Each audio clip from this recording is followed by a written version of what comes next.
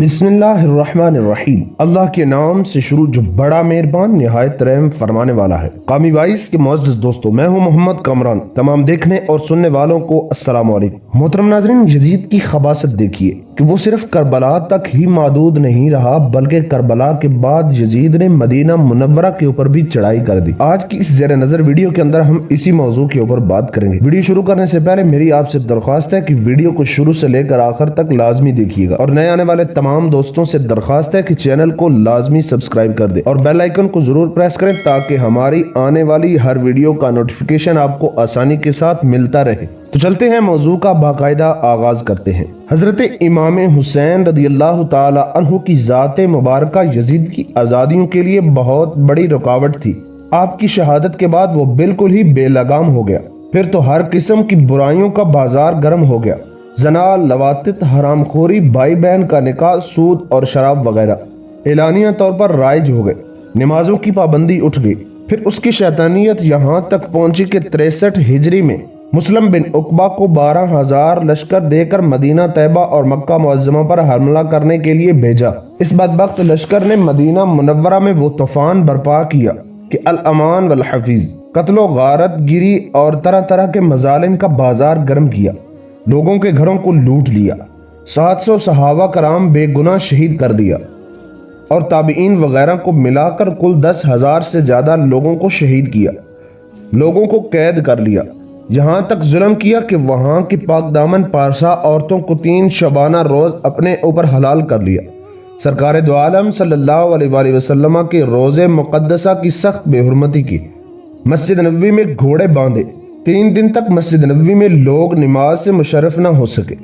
صرف حضرت سعید بن مسیب کو کبار تابعین میں سے تھے، پاگل بن کر وہاں حاضر رہے۔ آخر میں ظالموں نے ان کو بھی گرفتار کر لیا مگر پھر دیوانہ سمجھ کر چھوڑ دیا۔ خبیث لشکر نے ایک نوجوان کو پکڑ لیا۔ اس کی ماں نے مسلم بن عقبہ کے پاس آ کر فریاد کی اور اس کی رہائی کے لیے بڑی عاجزی منتی کی۔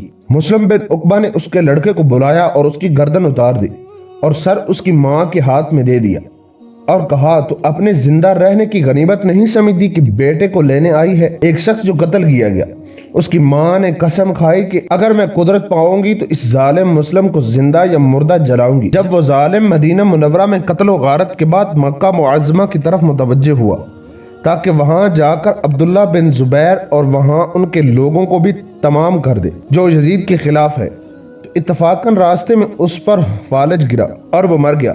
اس کی جگہ یزید کے حکم کے مطابق ایک اور شخص کو قائد دیا گیا۔ مسلم کو انہوں نے وہیں دفن کر دیا۔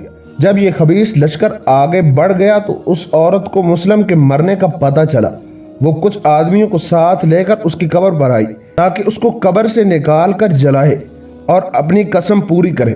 جب قبر کھودی تو کیا دیکھا کہ ایک اژدہا اس کی گردن سے لپٹا ہوا ہے اور اس کی ناک کی ہڈی پکڑے چوس رہا ہے۔ یہ دیکھ کر سب کے سب ڈر گئے اور اس عورت سے کہنے لگے، خدا تعالیٰ خود ہی اس کے اعمال کی اس کو سزا دے رہا ہے، اس نے عذاب کا فرشتہ اس پر مسلط کر دیا ہے، اب تو اس کو رہنے دے۔ اس عورت نے کہا، نہیں، خدا کی قسم، میں اپنے عہد اور قسم کو ضرور پورا کروں گی، اس کو جلا کر اپنے دل کو ٹھنڈا کروں گی۔ مجبور ہو کر سب نے کہا، اچھا پھر اس کی پیروی کی طرف سے نکلنا چاہیے۔ جب ادھر سے مٹی ہٹائی تو کیا دیکھا کہ اس طرف پیروں کی طرف بھی ایک اژدہا لپٹا ہوا ہے۔ پھر سب نے اس عورت کو کہا، اب اس کو چھوڑ دے، اس کے لیے یہی عذاب کافی ہے۔ مگر وہ عورت نہ مانی، وضو کر کے 2 رکعت نماز نفل ادا کی، اللہ تعالیٰ کے حضور میں اپنے ہاتھ اٹھا کر دعا مانگی، الہی تو خوب جانتا ہے اس ظالم پر میرا غصہ محض تیری رضا کے لیے ہے، مجھے یہ قدرت دے کہ میں اپنی قسم پوری کروں، اس کو جلاؤں۔ یہ دعا کر کے اس نے ایک لکڑی سانپ کی دم پر ماری، وہ گردن سے اتر کر چلا گیا۔ پھر دوسرے سانپ کو ماری، وہ بھی چلا گیا۔ تب انہوں نے مسلم کی لاش کو قبر سے نکال کر جلا دیا۔ محترم ناظرین، جن لوگوں نے بھی حضور نبی کریم صلی اللہ علیہ وآلہ وسلم کے نواسوں کے ساتھ ظلم کیا، تمام کا انجام ایسا ہی ہوا بلکہ اس سے بھی بدتر ہوا۔ ویڈیو کو لائک اور چینل کو سبسکرائب ضرور کیجیے گا۔ ملتے ہیں ایک نئے موضوع کے ساتھ، تب تک کے لیے اللہ حافظ۔